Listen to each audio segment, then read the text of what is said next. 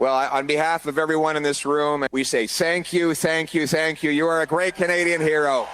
Polls are shifting. Welcome back to Moose on Loose. My name's David. Today we've got Pierre Poilievre in Oshawa, Ontario with the biggest record-breaking rally in Canadian history. The polls are changing. Jagmeet saying getting humiliated. Mark Carney caught lying again. Let's jump into this. Starting off this episode, we've got a new Abacus poll coming out 42% for the Conservatives, 40% for the Liberals. Look at that. All these polls are switching now. What's that, like 5 in a row? Simieritsch does note that he got the signs messed up here. It's +3 for the Conservatives, -1 for the Liberals, as you can see here. The Liberal is done. Conservatives need a few percentage points to actually start gaining seats. Yeah, we're going to need about 8 to 10 to really get a majority government. Just keep up this momentum into the debates. That's right. The debates is going to be nail in the coffin for Carney. Well, look at this. We've got founder Klaus Schwab to step down as World Economic Forum's chair. I wonder what's going on there. Oh, old Klaus got too old. You got Mandy saying, well, they lost the United States. Almost like there is some kind of plan. We should make him eat bugs before he disappears.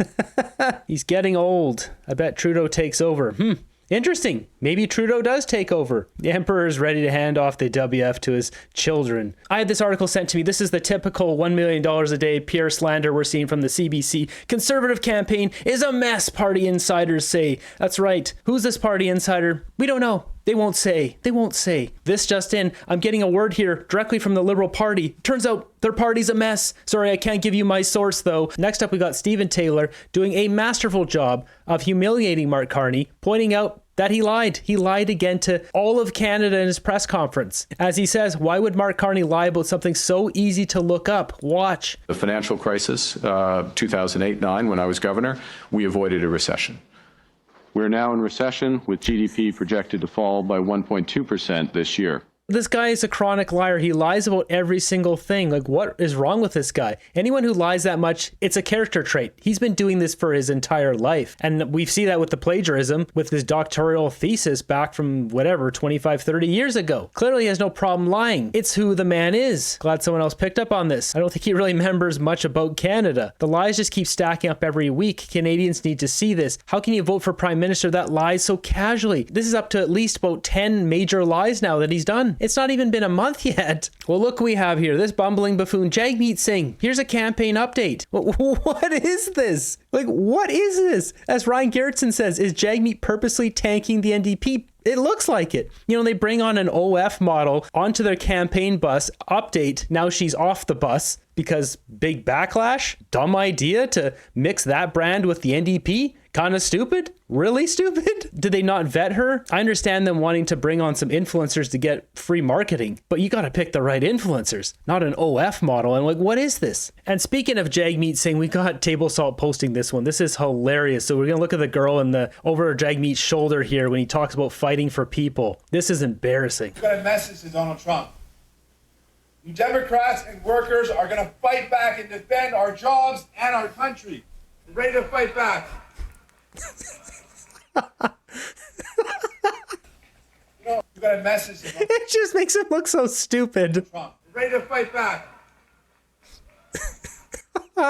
She's not buying it, man. Nobody back here is buying it. Canadian heritage moment. Why is he wearing a wetsuit?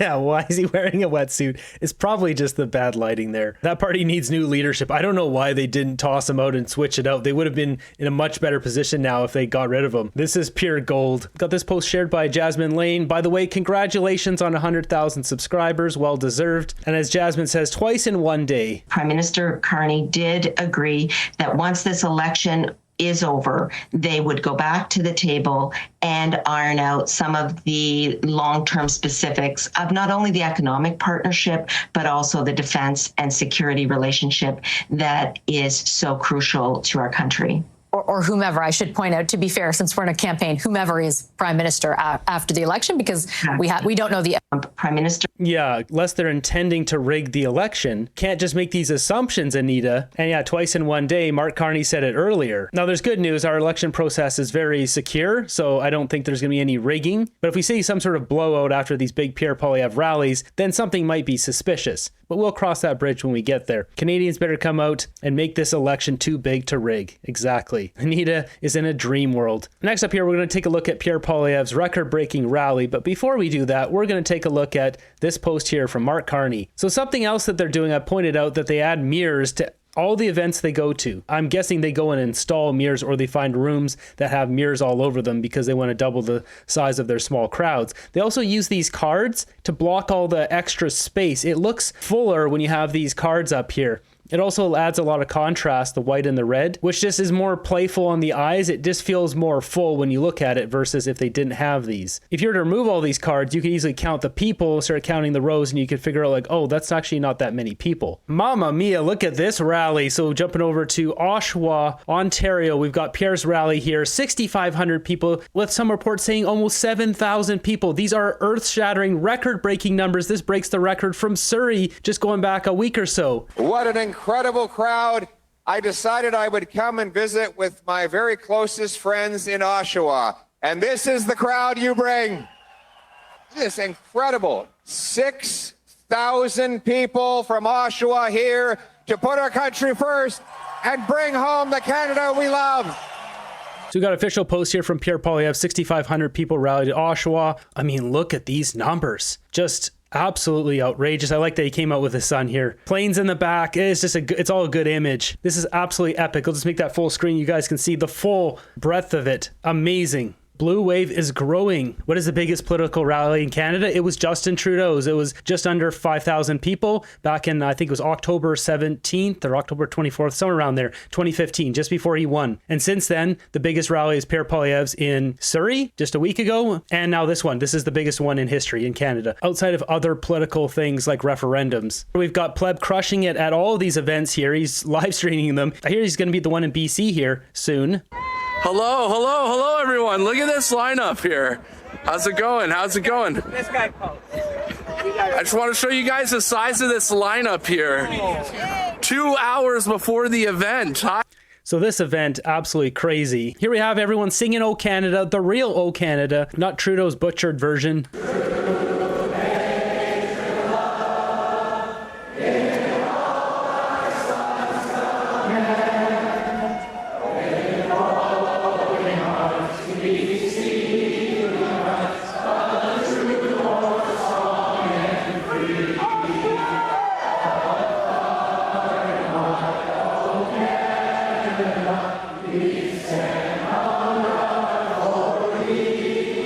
This crowd is massive. Amazing. And what a setting too, having the planes in the back, filling a hangar up full of people. This gives me hope. This makes me proud to be Canadian. We're getting our country back. You got to get everyone out to vote. We got to get all the people who don't vote. They need to come out and vote for this election. It's so pivotal. Goosebumps. Yeah, definitely. I got the goosebumps right now. You can see them. Goosebumps. Oshawa is in tune. Outstanding. Brought a tear to these old eyes of mine. Don't see anything like this at Carney. No, you don't. You got to check out this moment here. So apparently there was a guy who had a medical emergency and a nurse in the crowd saved him, and Pierre brings her on stage. Medic! Medic! Medic! Medic! Medic! Where? Another medic? We need a nurse!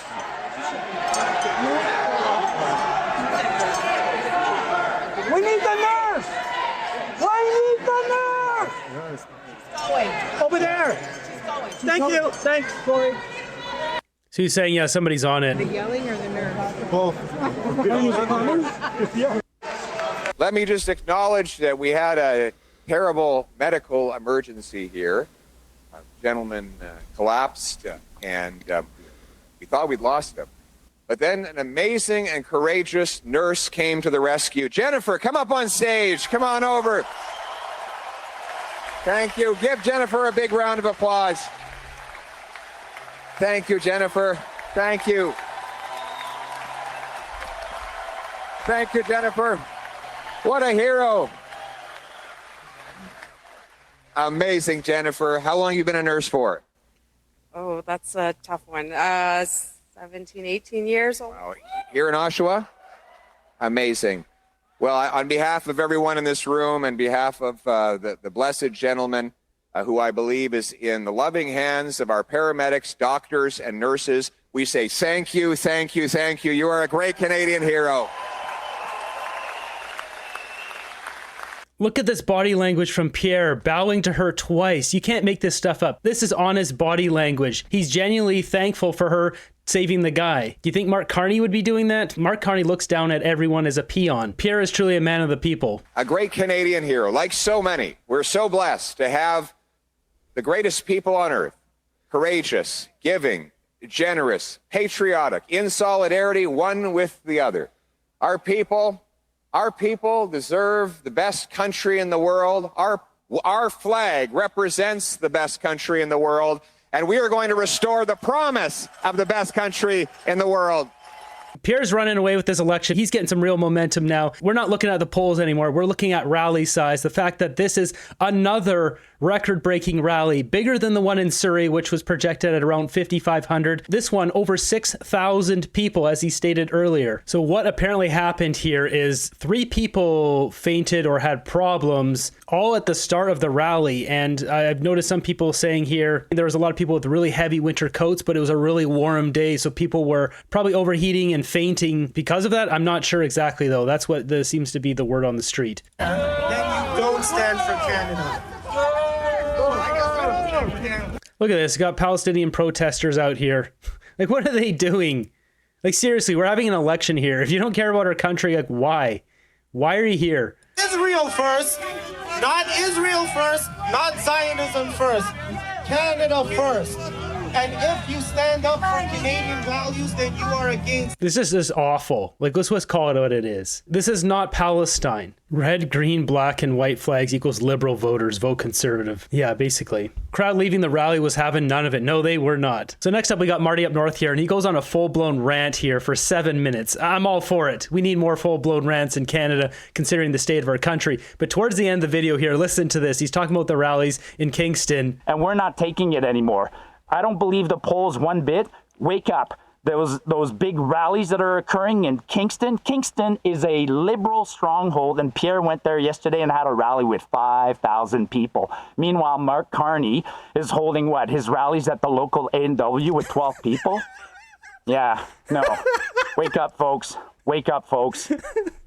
Technically, I think it was a pub, but sure, A&W accommodate the same amount of people. Liberals were one of the biggest disasters in Canadian history. Yeah, we need to look at the rallies now. We're not looking at polls anymore because we know the Liberals have been able to manipulate them. And not necessarily through nefarious ways by paying off companies, although we are seeing a couple companies seem to be putting out dirty data. But it's more just, I'm guessing the Liberals spent time to ask questions and figure out what questions would yield results that they like. And I saw on a podcast somewhere, I can't remember, I'm sorry, I don't have the source of it. Someone was saying down in America that instead of asking the question, who are you going to vote for, Kamala Harris or Donald Trump, they started asking the question, who do you think your neighbor would vote for? And they'd get much more accurate results, because that way someone's not exposing that they want to vote for Donald Trump. They can just say, oh, my neighbor, he would vote for Donald Trump. And after that, the results were much more accurate. I believe that was the example. Either way, the question, that was the point.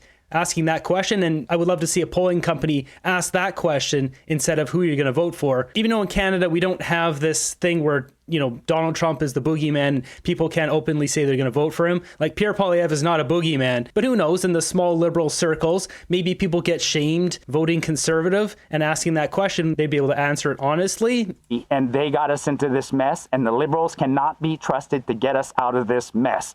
This is the most important election in our lifetime, and we have to get rid of these Liberals. That's exactly why I'm cranking videos out here, because it is so important. I've completely warped my entire life around it. I go for a walk, I'm doing research. Even when I'm hiking, I'm listening to podcasts, I'm finding more material, going through more material to put on the show here. When I'm stretching, I'm looking through material. When I sit down, I've got all that research done. I know what I should be making videos on and what I shouldn't be making videos on. It is that important because we cannot have another Liberal government. They're going to hide all of the corruption and scandals that they've done over the past 8 or 9 years. We need to see what is in those SDTC documents. So there's a lot of Liberals today. They're very annoyed that Pierre was sharing the Blacklocks reporter post showing that Mark Carney is compromised by authoritarian regime in Beijing, lobbying for the mayor of Beijing, all of that. Why don't these people wake up and realize that our government's compromised? Just look at how they reduce penalty for crime. Crime rates have gone up, and they seem to be okay with it. Maybe these people haven't been invaded in their home yet, haven't had their car stolen from, haven't had their cars stolen, haven't been mugged on the street. Does every liberal need to be mugged before they realize that our government is not working for us right now? My previous video, I showed you all those posts. Mark Carney and all his dealings with China. He is knee deep in China. If Mark Carney wins this election, he'll be separating us further from America and connecting us more with China. That's the last thing we need. So got another clip here from Sunduran. More fun in Canada, as we're always used to seeing. This is 5 armed men break into a Hamilton home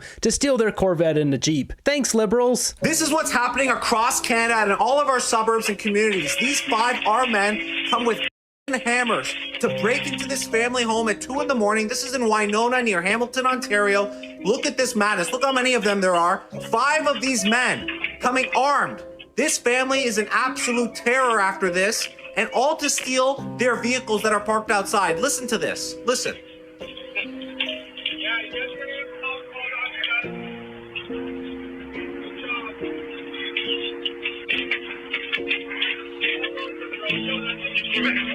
They're trying to grab the Jeep and the Corvette. These people all need to be fired out of a cannon into a volcano. It's not better having these people in our country. Look at this. This idiot doesn't know how to open this. This is what's happening every single day across our communities. None of this was talked about in the liberal English debate. They didn't want to talk about this, our government, because it's happening every single day. You guys keep sending me these videos. These criminals, there's no consequences for their actions. They're breaking into our families' home. There is a result from this, though. The insurance rates go up for everyone, so we all pay for this. They steal the cars, we all pay for it. That's why we need to have laws where people can defend their own property, because if they busted into that door and there was a dude standing there with a big 6-gauge pew-pew and just started blasting these guys into oblivion, we would then be blessed with not having a few more of these guys, and then word would get out on the street that, uh-oh, Canadians are blasting people, maybe we shouldn't do this anymore. Terrorizing our children and our families.